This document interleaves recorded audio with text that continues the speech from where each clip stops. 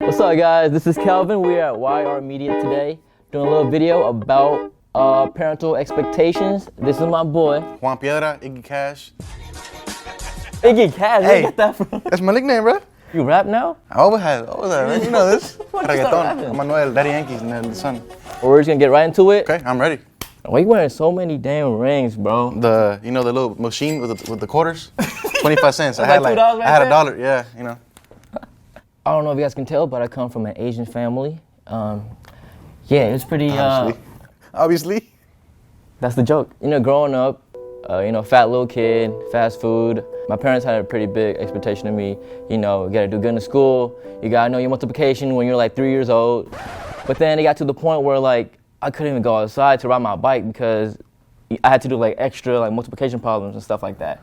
Yeah, my friends were outside like, Calvin, come outside. I'm like, I can't, bro. I do 2 + 3. Like, you know what I mean? Yeah. After a while, I'm like, I got pretty sad, bro. There's some families that push you to a point where you're like, you know what, I have to have good grades in school.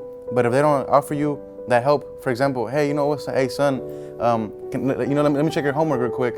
Let me revise it for you before you turn it in.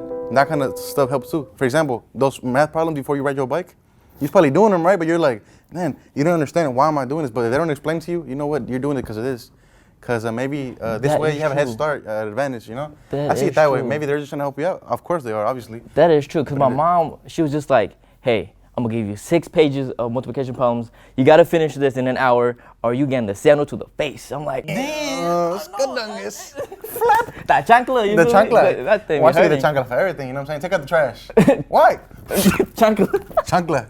Man, that's real. Anything my mom could get a hold of, you know, a chancla, a wooden spoon, a shoe. Oh, the bamboo stick. She had to buy that. Bamboo stick? She had to buy a bamboo stick, bro. Like, where do you even get that from? See, look, I can relate to you 100%. You know, remember when I was 17 years old? This is crazy right here. I'm going to tell you guys a little story quickly, but I was 17 years old. I was in high school, and I got my first job. My mom and dad were like, you should focus on school instead of getting a job. But on the weekends, before I got a real job, I would help my uncle. He had a mechanic shop, you know, get some money here and there, but I got a real job. They didn't really like us. He was like, you know what? He's going to focus now on working and not school. It was kind of true, but I was bartending, and I was going to school, college, but I'm like, I like money more. What did I do? I left college. But thanks to that, I made my own business. I have a business. I bartend for like events and stuff. So same thing as you know, like you got to focus on what makes you happy and what actually helps you succeed. Right. School's good. I'm not going to say it's bad because it's really good. Whoever goes to school is, has a success in front of them. From my experiences with like my uncles and their side, it's always about the money. Like, for example, my mom would go and meet up with her friends, and then they're like, oh yeah, my son, he's studying in the medical field. Oh, He's studying in the medical field. He's trying to be a doctor. He got this company that he's opened up. She go home and tell you, and you be like, and then she goes home. She's like, oh yeah, I told him you're in the film, and you making hella money. I'm like, bro, you just lied. Bro, my grandma still thinks I'm in school till today. Like, my parents couldn't even tell my grandma that I dropped out of school because, like, that means you're, like, a bum, basically. If you drop out of school, that's their mentality. That's the old school mentality, which I don't agree with, but that's how they were raised, and that's how they're always gonna think. Sometimes when parents say things to us, it's not exactly how they really mean, but it's the tone, you know? I know some parents that are super supportive, like, oh, I'm so proud of you, keep doing it, keep it up. Sometimes our parents don't talk like that, and that kind of, Sometimes they don't, Like, my parents been supportive all my life. I'm not gonna lie to you.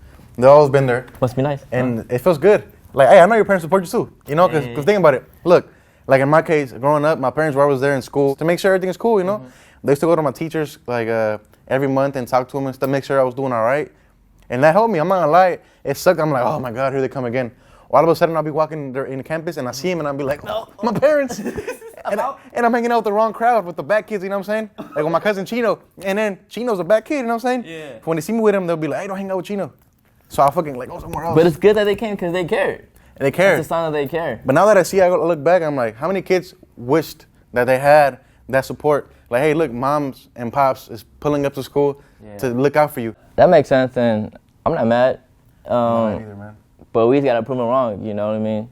Always. What if your parents don't got no expectations for you? Dang. You gotta go home every day and then, Yeah, you go home at 4 in the morning and they didn't even call you like, hey, where you at? Damn, mama called me at 9 p.m. talking about where you at. Your mom calls you? Yeah.